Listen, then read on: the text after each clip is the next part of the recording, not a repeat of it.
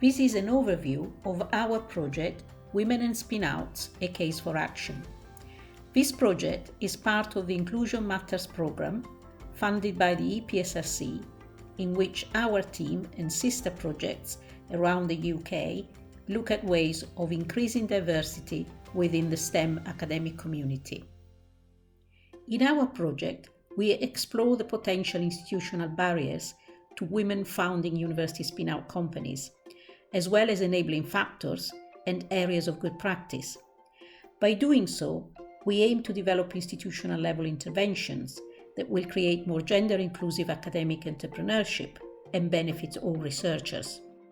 We started by looking at the UK spin-out landscape from a gender perspective. Our research found that across the UK, only 13% of spin-outs have been founded by women or have a mixed gender founding team. Our research also shows that women have less opportunities and reduced access to investment funding, and that spin-outs founded by women tend to remain small and do not grow to the same extent as those founded by men.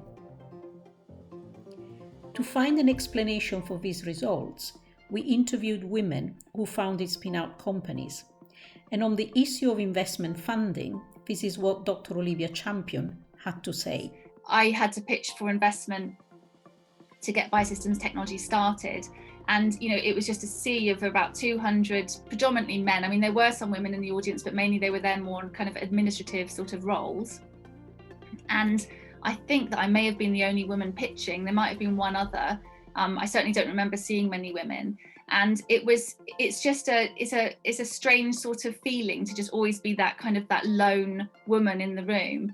And when I think back on my experience, early on when I was going to do that pitch, I had somebody who was meant to be, advising me and kind of in quite a senior role, who sort of jokingly, but sort of said to me, "Why don't you wear your tartiest dress to go and do the pitch?"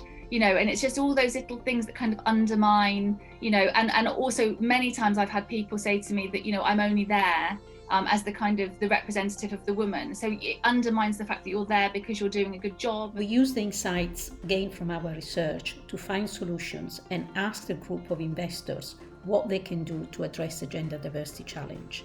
Well, there's quite a few people organising office hours. So, they call it office hours. So sort of where you get investors to volunteer to be available for sort of conversations with would-be entrepreneurs or early stage entrepreneurs to chat to them about their plans and what their finance, in a kind of a non-threatening, friendly, mentory kind of way.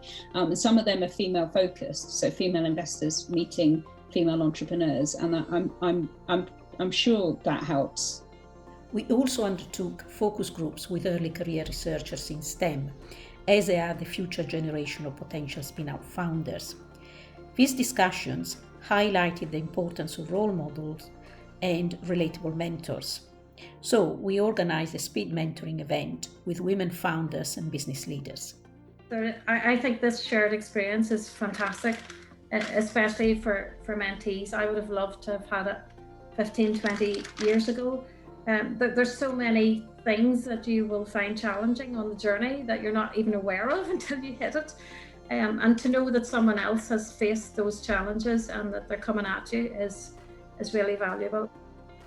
And finally, I think that as universities we have a role to play. We need to be definitely putting it out there as an option for women in STEM subjects.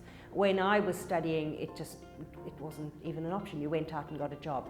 I think it's becoming more of an option, so I think we need to present it. We need to have more female role models, we need to have more mentorship, we need to support women more to actually to want to do entrepreneurship, to want to start companies.